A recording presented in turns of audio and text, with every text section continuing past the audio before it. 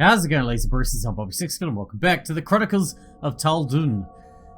Time for us to get back into the story and see what's going to happen with the terrible choices that I've already made and killed myself already once. Let's get into it. We're going to find out about the next part. Let's do that. That Lucasi is still around. I have a feeling it'll do all it can to get to you. I clutch my head and sigh. Ugh, of course. Because this was so easy before. What does it want with me? I honestly couldn't say. Ilar looks me up and down, but who could fault it for being drawn to you? I frown at them. They smirk. Just remember this. Don't agree to any propositions. Assume that everyone you encounter is after your waters. I rub the bridge of my nose. Let me get this straight. I can forget who I am, or what I need to do, and also that I might have already forgotten what I shouldn't forget, and there are these things after me? They awkwardly pat my hand. I grab Ilar's arm. What if you stay with me the entire time?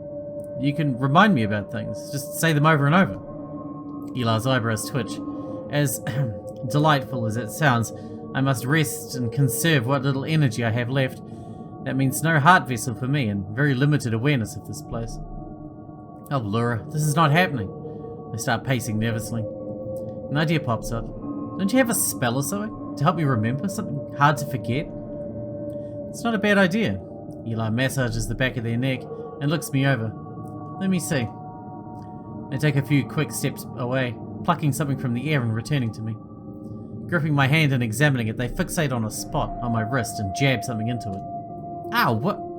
I instinctively jerk away, but Ilar's grip tightens, holding me still. Look at me and repeat this. Let the image and words burn into your heart. Sensual pleasures wane, but pain I make my anchor. Long as this pain endures, I too shall remain. I grunt, struggling. Say it. The intense look in Ilar's eyes leave no room for arguments. Let go of me, I demand, but they drive the sharp object deeper. It burns. I struggle more. They pull me closer and hiss into my ear. Say it. I gasp for breaths. I push the words out through gritted teeth. Abruptly, Ilar lets go, satisfied. I stumble back, jerking my arm away. A shard of glass drops onto the floor with a clink, leaving drops of red. You fiend. What you asked for. You could have warned me. Ilar shrugs. I don't know what you expected. Magic was when you asked me, but apparently not this. I grind my teeth at them for a few breaths before spitting out, I'll remember this. That's the whole point, they grin. They carry on oblivious to the daggers I glare at them. I'll leave you to the journal then. Remember, circular gate, black salt, mantra. Can you manage that much? I gingerly poke at my wound, narrowing my eyes at Ilar. Of course I can manage. They smile and reach a hand toward me. I flinch and back away. Don't touch me. No fun. They pull their hand back, smile only wavering a little. Once you find the spell, bring me the instructions, and the Abyss Devourer will soon cease to be a problem. Simple. I can make out even more of the objects behind them now. Their form is thinning out by the breath. Hurry. At the mischievous grin, Ilar gives my wrist a squeeze. I wince. You really will remember this, right? Count on it, I reply with a steady voice, as I can manage, holding their gaze. Their grip tightens just for a moment. I inhale sharply. Excellent. It's a fool who makes simple things complicated, so don't overthink this. Just do what I tell you and we both get out of here alive. As they finish speaking, they let go of me and begin to disintegrate. I take several steps back, staring as they disappear. Their smile is the last to go. I wonder if they're doing it on purpose. Finally alone, I give in to the weight of exhaustion and slump to the floor. I'm so tired. Pathetic. You're pathetic. Don't you get it? No one's coming. Nobody cares. I clamp both ears shut and shake my head over and over. Shut up, shut up, shut up, shut up. Why would they? I don't need anyone's help. I can do this myself, I mutter, pulling myself up by the desk leg. I don't need them, I tell myself. Damn right. We can handle this. Remember, don't forget, don't talk to strangers. Find the spell. I repeat the words in my head over and over, trying to make them stick. Pages of the book flutter, even though the air is still. Weird. I am procrastinating, aren't I? Yes. Yes, you are. Fine. I'll get to work. I regard the book, wondering where to start. The beginning. Where else would you fucking start? I work my jaw. At the beginning, I guess. Flipping open the cover, I'm greeted with... Preface. The works contained here shall be dedicated to the most holy of saints, Lura Cruinsanti, saviour of Tal'Dun and its seas. May the waters offered by her devotees ever flow through the seas of 4 fathoms. May their currents sustain magic until the last aeon. May their essence roam as Diverna of various splendours. While my work is of the ancient order of Magi lineage as represented by the Magi Collegium, today I aim to transcend certain practices that are archaic and unfitting in an age of enlightenment such as this. I wish to acknowledge my teachers, M.M. Sojin, Miss Lansford, Warren, and M.M. Fenn, in their steady guidance over the course of my education. Their lessons remain with me till this day, and I trust will remain until the end of my days, if such a time would come. Who is this Lura? I don't know if any of this is important or not. No mention of a gate, black powder or mantra. I thumbed the side of the volume. It's at least 1,000 more pages. I tap on the book, considering what to do next. Bite my lip and push on. Should I push on and hope for a miracle? It doesn't take a miracle, man. If you've got 1,000 pages and you flicker through them one at a time, you'll find it. You know? Systematic, that's how I roll, baby. Instead, I'll be consumed by the abyss, I suppose. The stinging on my wrist swells just then, irritating me. I bite my lip and focus on the words. Mouth dry, the reddish black ink glistens, menacing. What if I can't do this? The rustling of paper is like sand grating my eardrums. Why did I get stuck here in the first place? The tepid leather covers sweats against my skin. A distant rumble, rolling, an inner rumble, pounding. It's not even my fault, I never chose this. Crash, darkness beyond the window pane, slap, a blinding flash. I shut my eyes from the perceiving glare of arc lamps in the office of discipline, rain pelting the window. A ruler mercilessly strikes into my palm. Slap, slap. Strikes 13, the clock. Eyes stinging, I stand. I mustn't shed tears, I mustn't look weak. I won't give her the satisfaction. A tobacco-laden voice, gruff, square as the corners of this office. That's enough of that, Vyn Aaron. You do not give excuses, you do not shirk responsibility. You think not of only your image, but the image of all magi. Do you understand? A stiff nod, fire in my chest burning, stifling. I can't hear you, do you understand? Flecks of white fly from her sharp lips. Yes, Miss Lansford. The plump belly loosens a notch, too close. I will myself not to tumble backward. Now, go draft the letter of confession. You lunch after and not before. Yes, Miss Lansford. Pressing together trembling lips, I touch the fingertips of my right hand to my chest and then my forehead. Turn around and march off, eyes locked onto the square patterned tiles on the floor. It's not fair, I remember thinking, trying not to cry. I hadn't done anything wrong. 11 rows, wall to wall, 12 columns, window to door, 86 intersects. They said it was improper to dine with a lowborn, but she was kind to me. Step between the lines. They said it was scandalous to touch an untouchable, but I liked the softness of her skin. Don't cry. They made me turn her away. They made me. The only nice thing I had. Don't cry. Crash. Bright flash upon the journal pages. Rain pelting the window. I stroke my palm. A ghost pain's haunt. A memory. Lightning crashes again, but this time my heart does not jump to it. A solidity settles within me. I've endured pains since I was a child. It was so painful I wanted to disappear, but I'm still here. I'm still here. For the space of just a few breaths, defiance fills me and I'm nearly vibrating with excitement. Breasts swelling with confidence. I got this far. Let's see how far I can go. I nod to myself and look to the desk with a germ of a smile. Thick coral iron locks are set into each lower drawer. A furtive tug, then a firm pull nets me nothing but a dull click. Me and my precautions. Undeterred, I decide to try every drawer. More of the same. Click. Nothing. You're not beating me this easily. I keep going, thinking if I'm lucky, then one might just be open. With a hiss, the bottom left drawer slides out. My eyes are set aglow by a heap of crumpled papers of every colour. A tomb full of flowers. Head tilting, I scrutinise the collection with parted lips and... Just who are you? With a barely audible crinkle, a violet-coloured paper spreads partially open, revealing rows of text. Letters? Could it be? Head abuzz with curiosity, I pick it up, unravel it fully and read. Today we lunch by the riverbank. You have until mid-afternoon to come voluntarily, or else be picked up bodily and carried downstairs by me. Consider this letter your last and only warning. Different handwriting from the journal. Intriguing. I see they have a habit of telling me what to do. I purse my lips in confusion. What kind of threat is this?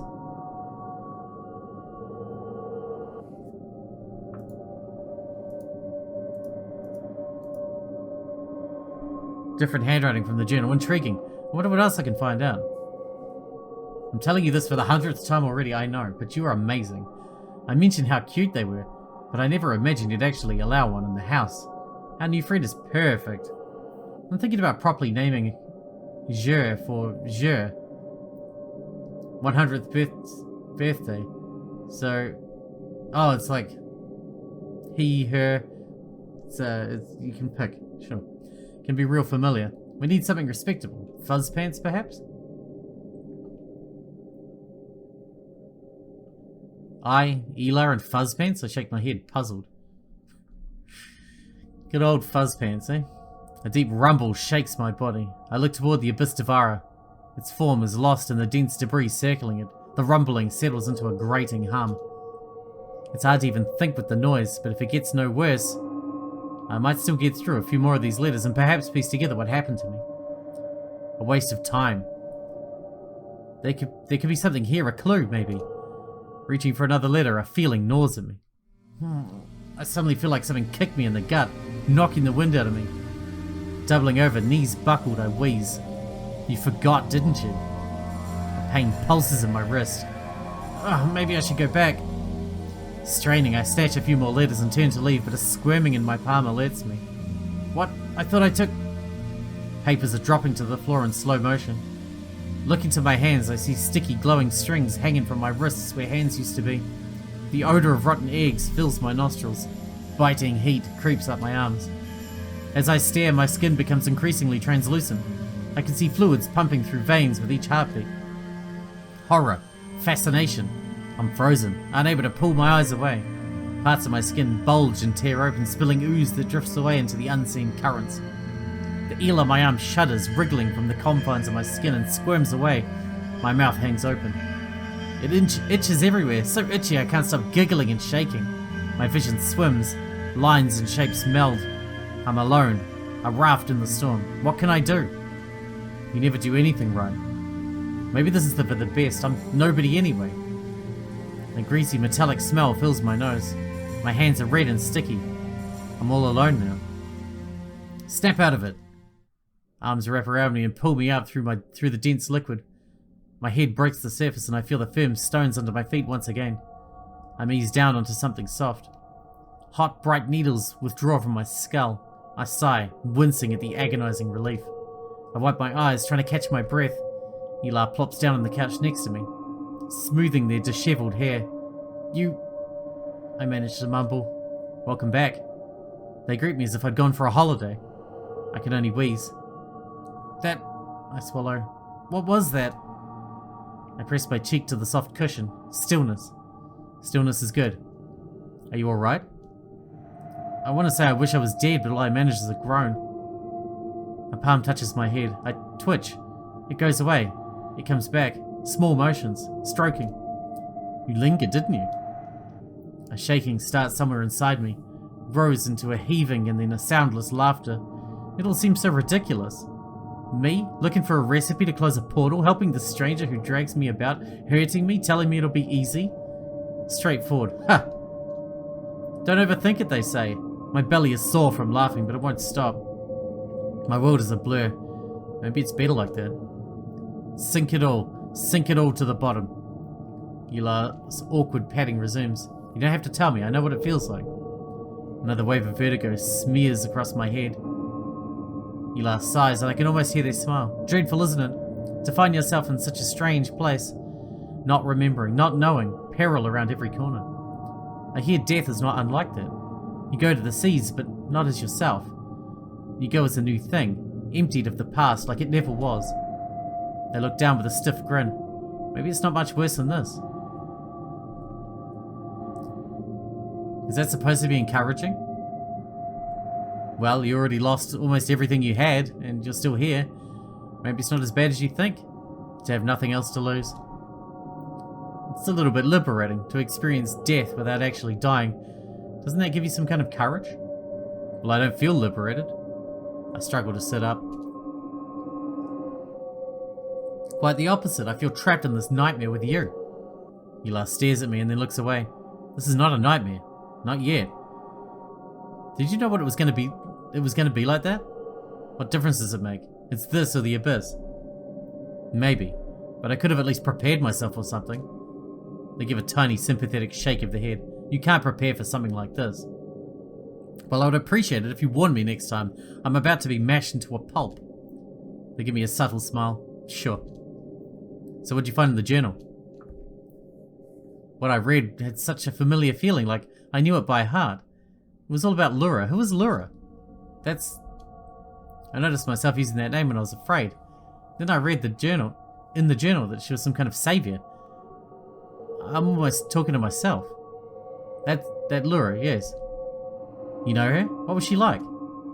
It's hard to articulate in a short time, they answered tersely. Why not? Look, it won't help with our task, nor will it our mood, so let's digress before wasting... Who was she? I ask rather firmly. Ilar takes a heavy breath and starts pacing and gesticulating. Oh, you know, the saviour of humanity, greatest magus to ever live, etc. Every magus knows this. It's part of the central dogma. You do not sound very enthusiastic about her, I frown. Which is not unusual per se. Not everyone was devoted to her as you were. I ponder it for a moment. Doesn't dogma imply that every magus in the order lives by it? The preface of the journal says, maybe every magus says they'll abide by her words, but what people say and do are almost never the same. Even when it comes to magi, or maybe especially when it comes to magi. It sounds so inconsistent. Aren't we all? Well, I mean, the way I wrote about her deeds seem legendary. She saved the world, did she not? How can people have divided opinions about that? Everyone enjoys being alive. Well, most people do. Where do I begin? Their laugh was without mirth. How about telling me why you dislike her? I cross my arms at Ilar. I don't dislike her. They wrinkle their nose. I humph, utterly unconvinced. They wave their hand. And in any case, there are always two sides to a story. You knew of one side of Lura's, hers. Those records, songs, and poetry are all passed down from her followers. She saved the world. So what other side could there be? Are you telling me there were people who didn't want to live and were inconvened by her keeping everyone alive? I'm telling you that's not the whole story, but I don't want to waste time on history classes right now. You always give me these non-committal answers. Give me something specific for once. Give me one reason you don't like Lura. Why would I?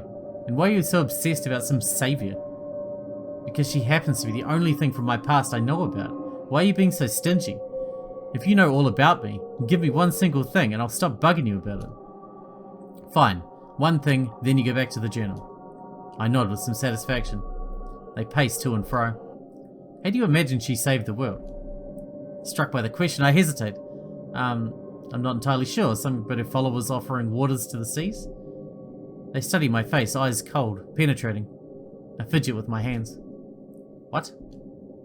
You don't know what that means, do you? They chuckle. Come on, out with it. Don't dangle it in front of me. Water's the essence of life and magic. It flows through your veins, and that of every living thing on the surface. Water's in my veins. I sense a terrible realization creeping up. So, her followers gave some of their blood to the seas. They grin, shaking their head.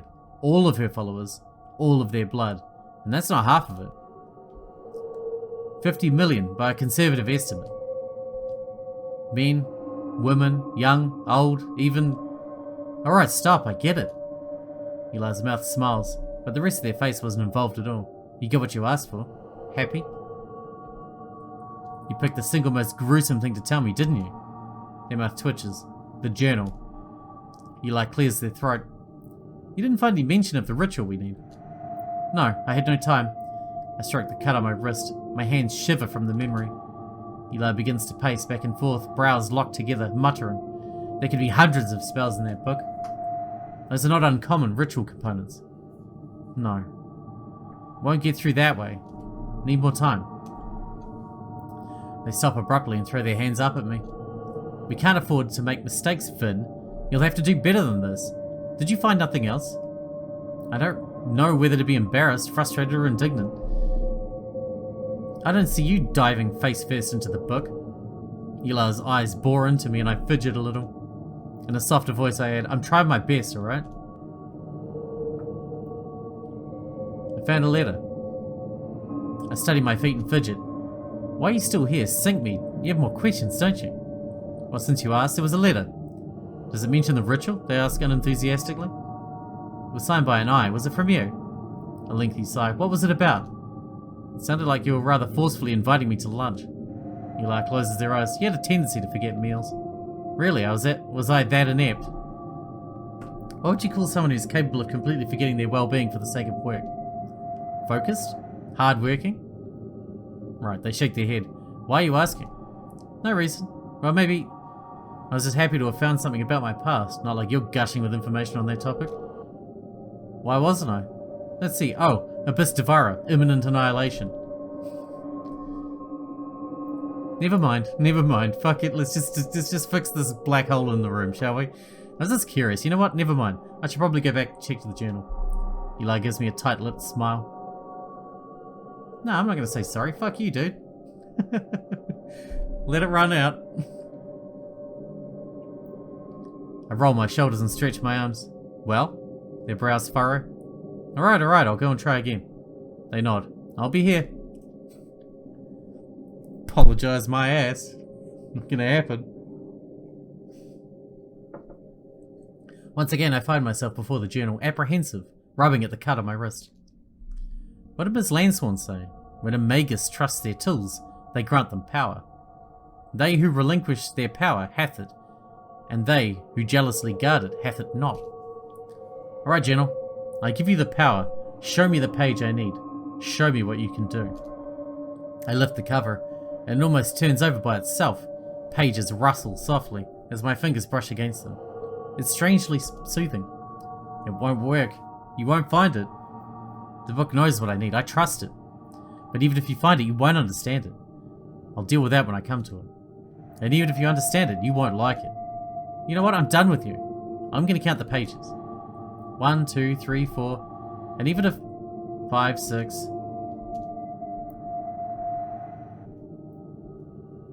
57, 58. The rustling stops on a 2-page spread with a stain lurking between the groove. The left side of the spread lists a few components for a ritual. A black salt sigil with a diameter of 5/3 measures. The length of your body. Freshly spilled waters to fuel the reaction. Your blood. An illegible word follows. I squint. A drop, a dash, a pail? Surely not, that would be suicidal. I make a mental note to ask Ilar and move on to the last item. A mantra for unifying the forces, to be chanted 32 times. What an odd number. A drawing darkness to the right side spreads. I turn to examine it, but my eyes can find no focus. The lines fray into overlapping spider silk. Strange. I lean in closer for a better look. The lines squirm, my bowels turn cold, but my eyes are enticed. Interesting. Closer and closer. Childlike figures, some missing heads, others missing limbs, each incomplete, maimed, interlocking in an anatomically impossible ways, forming a ring. Oh, human centipede. I can understand why your bowels turn cold then. One has an arm growing from a neck, another's leg branch apart spider-like. What are you, I whisper, almost touching the page now. Fascinated, I lean over a precipice. The black mass at the centre looms.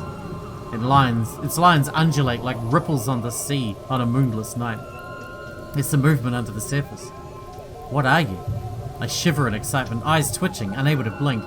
A round protrusion at the very centre of the inky blackness wiggles. There is a crescent slit running from left to right. It opens. Teeth. I put an ear to it. A faint warmth streams out from it with a hiss. There's a rhythm, a cadence to it. Are they words? My heart pounds. I struggle to make out syllables. Not savvy.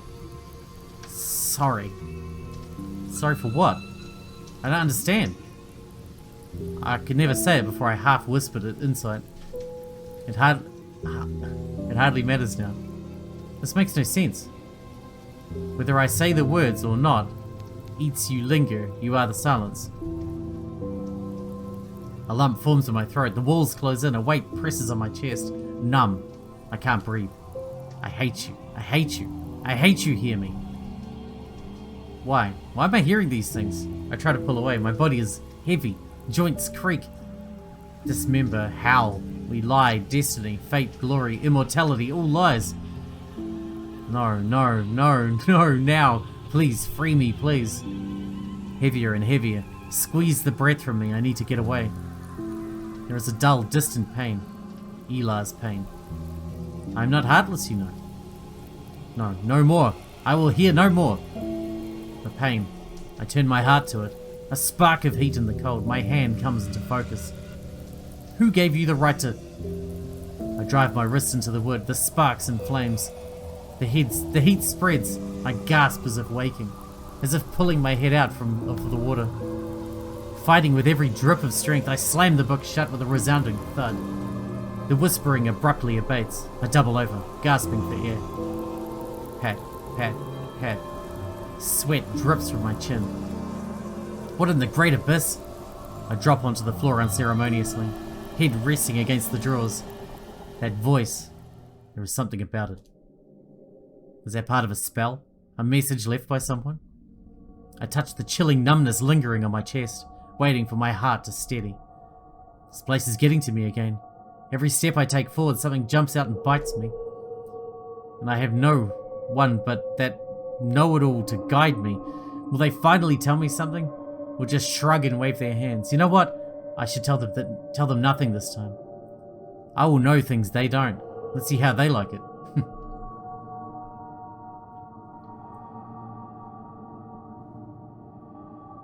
I make my way back, keeping a wary eye on passing debris, counting my steps.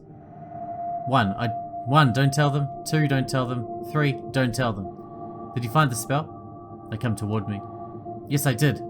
Blast it. I bite myself hard on the lip, too hard. Ow! Ilar raises their eyebrows. Raises then lowers an eyebrow. Tell me. Oh, you know, creepy voice, melting, the usual. They nod gravely and then blink once or twice before asking, Well? Well, what? What did you find?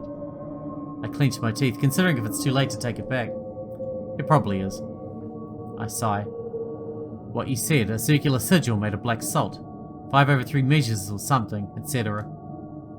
Ilar's eyes light up, a ghost of a smirk rises then falls from their lips, their voice low. Go on. Really? I shake my head at Ilar. You're not concerned one drop about what I went through, are you? My concern is reserved for after we survive. I stare at them. Vyn. Their voices strained, almost pleading. You don't care about me, I mutter under my breath. Does it fit my description or not? This is life or death, try to remember. Yes, it fits. But the mouth, the whispering, the coldness. It feels all wrong. Ilar steps forward, excitement evident in their voice. We need to focus. Did you copy the sigil or... It talked. It said... What was it? I tried to recall, but each attempt to think brings a wave of pressure and cold in my head. I shut my eyes, swaying, choking. They grab me by the arms. What about the mantra? How many words? What language? Did you memorize it? You're not listening to me. It feels wrong. Hands balling into fists, I meet Ilar's stunned gaze and back out of their grip. The ritual. What if you're wrong about it? Echoes of melancholy and venom resound in my ears. My hand moves to stroke the cold numbness in my chest. The things it said to me, it was creepy, like it knows me, like I'm supposed to know what it means. But it was nonsense. I don't like it. I don't like any of it. Ilar rubs the back of their neck, head tilted back and sighs, Vyn.